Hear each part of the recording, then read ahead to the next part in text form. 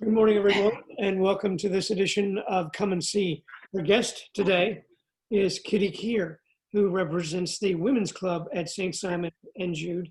Last week, we had Nancy Pritchard give us sort of an overarching view of what all the Women's Club does. Today, Kitty's going to talk to us specifically about the cookie walk, which we will be having in the month of December. Kitty, thanks for being with us. Yes, I appreciate the fact that you are glad to host information on the cookie walk. In previous years, we've always brought our cookies and exchanged them. This year, we cannot do that due to COVID. So we are instead using a little technique from St. Nicholas. And we are going to give to the, we've decided on the St. Vincent de Paul Society, and they are happy to collect a package, not anything fresh, but only packaged goods. It can be, I have all kinds of things here. Cookies, it can be mousse manche. I have torrone, which is an Italian sweet. I'll show you. I have fruit cake. I have stolen. They don't have to be big things. I have M&Ms. These are really kind of cute, the shortbread teddy bears. And the kids absolutely love the Oreo stuffed cookies at Christmas. They stuff them with red and green and white icing. And they're really a nice, thick, sweet cookie. The reason for this is that we decided that since St. Nick gave 3 oranges to 3 young ladies who were somewhat no longer wealthy. Their father had been and they no longer were, and he felt they should have something for Christmas because they were very virtuous and very sweet. So he gave them each an orange. So it was the 3 oranges, and quite often people put 3 gold coins in a stocking because of that. So we thought, in the same feeling, that we should do something for people who probably don't have dessert at Christmas, or if they do, it's hard for them to get. So I talked to Charmaine Bidieri, who is the head of St. Vincent de Paul, and she said, you know, we never give them anything sweet. And she said, this would be a very sweet treat for Christmas. And so she was willing to help us. And what you can do is bring just a package of cookies, a fruit cake, whatever you think would be nice.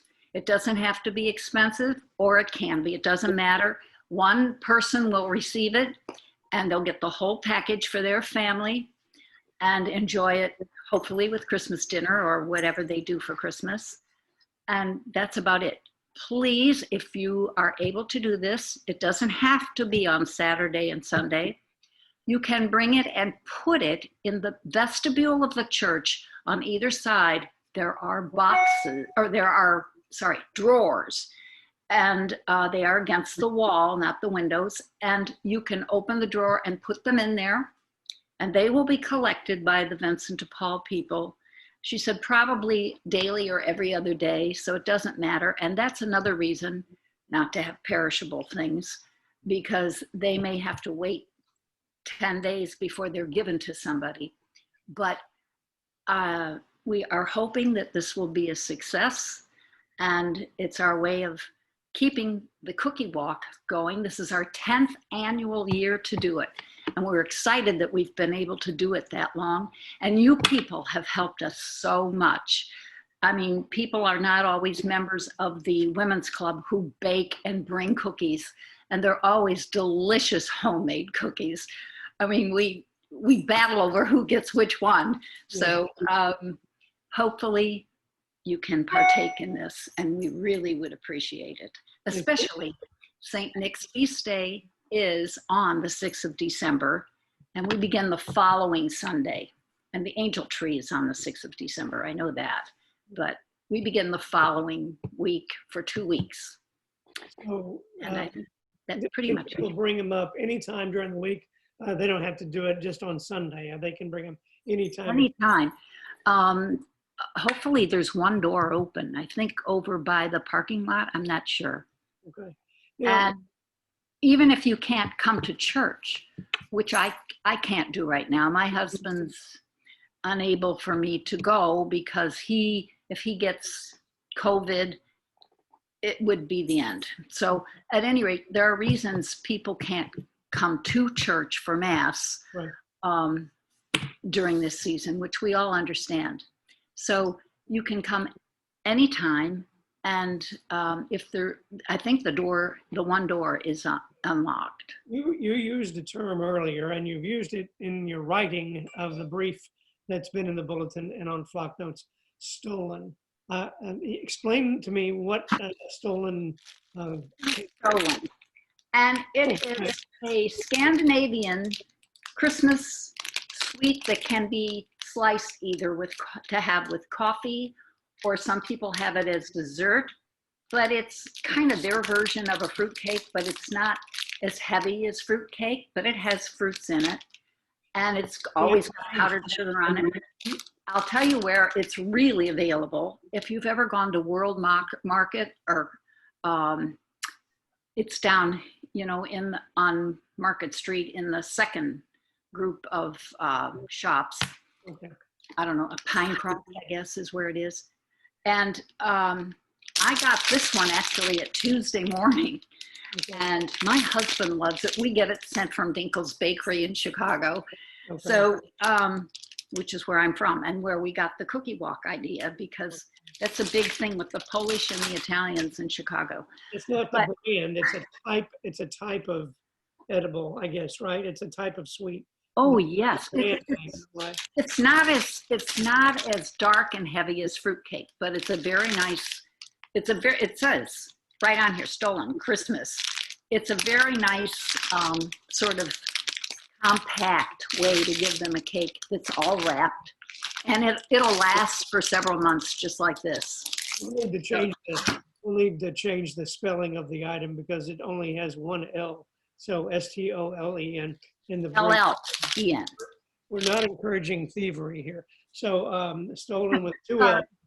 My mistake. It's okay. It's okay. And then I think of fruitcakes. You can find nice fruitcakes. Some are wrapped just in cellophane with the wrapper around it, and some are in a tin. Cookies in a tin. Those Danish cookies are nice. I have, what else did I show? I have some key lime, like sticks, cookie straws, they're called.